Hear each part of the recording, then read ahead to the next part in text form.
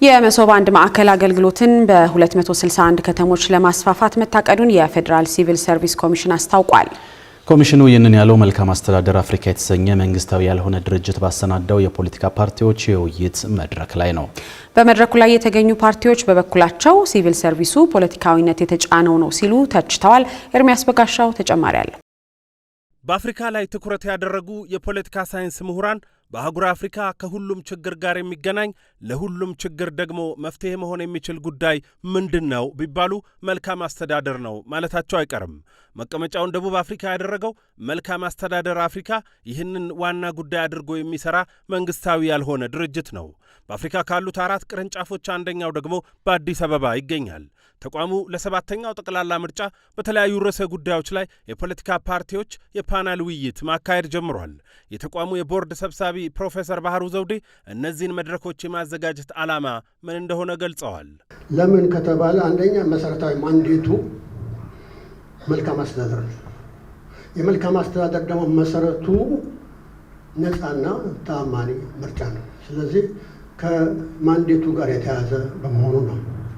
ሁለተኛ እንደ ሲቪል ማህበረሰብ አካል ሲቪል ማህበረሰብ በምርጫ ጊዜ የሚወጣው ሚናው ምንድን ነው?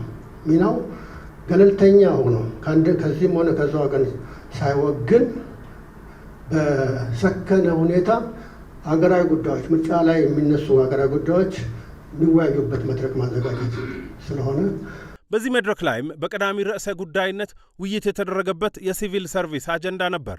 በርዕሰ ጉዳዩ ላይ ከብልጽግና ፓርቲ የሲቪል ሰርቪስ ኮሚሽነሩ መኩሪያ ኃይሌ፣ ከኢትዮጵያ ሶሻል ዲሞክራት ፓርቲ ራሄል ባፌ፣ ከነጻነትና እኩልነት ፓርቲ ደግሞ ከማል ሰኢድ ተገኝተው ሐሳብ አቅርበዋል። ኮሚሽነር መኩሪያ የሲቪል ሰርቪስ ማሻሻያ ሲካሄድ ኢትዮጵያ በመንግስታት መቀያየር በዘርፉ የሄደችባቸው መንገዶችና የዓለም አቀፍ ልምዶች እንዲሁም አሁን ያለው ነባራዊ ሁኔታ ጭምር በስፋት መጠናቱን ተናግረዋል። በዚህ መነሻነትም ሲቪል ሰርቪሱ ለረዥም ጊዜ የሚቆይ የመዋቅር አመዳደብ እንዲኖረው ሙያ ላይ ብቻ የተመሰረተና ብዝሃነትንም ከግምት ያስገባ እንዲሆን ታሳቢ ተደርጎ እየተሰራ ነው ብለዋል። ከማሻሻያው ጋር በተያያዘ በተሳሳተ መንገድ ይሰራጫል ያሉትንም ጉዳይ አንስተዋል። ይሄ ሪፎርም የመንግስት ሰራተኛ ቁጥር ለመቀነስ ነው የሚል ይነሳል። የመንግስት ሰራተኛ የመቀነስ ጉዳይ ይሄ ሪፎርም ትልቅ አጀንዳ አድርጎ አይወስድም። ትልቁ አጀንዳ አድርጎ የሚወስደው የሲቪል ሰርቫንቱ አቅም መገንባት ትልቅ ጉዳይ ተደርጎ ነው የሚወሰደው።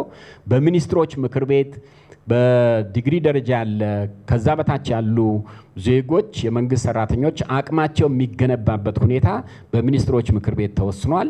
ከአገልግሎት አሰጣጥ አንጻር የመሶብ አንድ ማዕከል አገልግሎት ትልቅ ውጤት እያመጣ መሆኑን የጠቀሱት ኮሚሽነሩ አገልግሎቱ ከመሶብ ውጪ ከሚሰጡ አገልግሎቶች አንጻር ሰፊ ልዩነት አለው ብለዋል። በመሶብ ማዕከላት የሚሰጡ አገልግሎቶች ዝቅተኛ የተገልጋይ እርካታ 95 ከመቶ ሲሆን ከመሶብ ውጪ ደግሞ 50 በመቶ መሆኑን ገልጸዋል።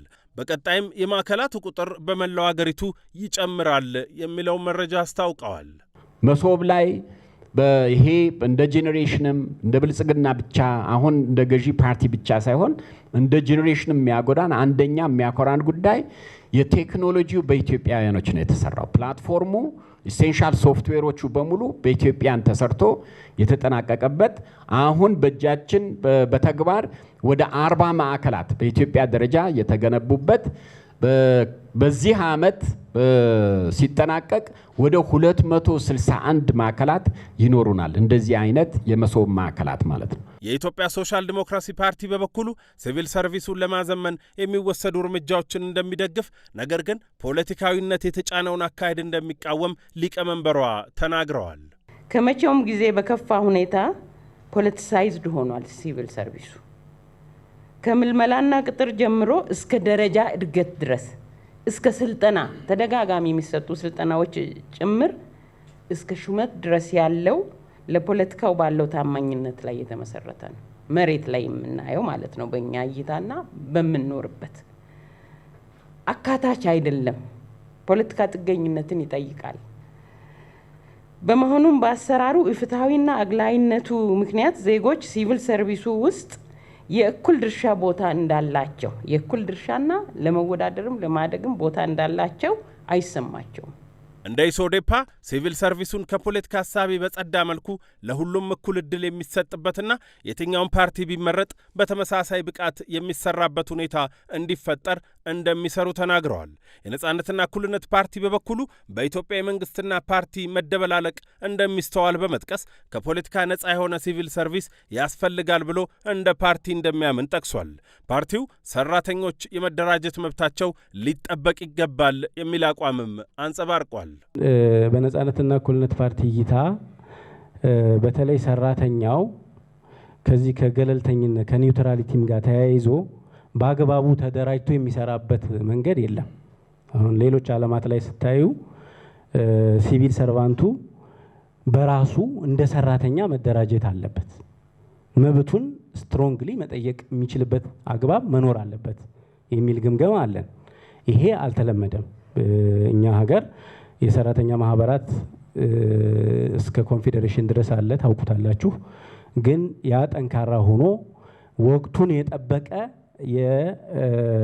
የኔጎሽዬሽን ስርዓት ኢትዮጵያ ውስጥ መምጣት አለበት ብለን እናምናለን። መልካም አስተዳደር አፍሪካ ተቋም በቀጣይነትም መሰል የፖለቲካ ፓርቲዎች የውይይት መድረኮችን ከመልካም አስተዳደር ጋር በተገናኙ በሌሎች 2 ርዕሰ ጉዳዮች ላይ እንደሚያሰናዳ አስታውቋል።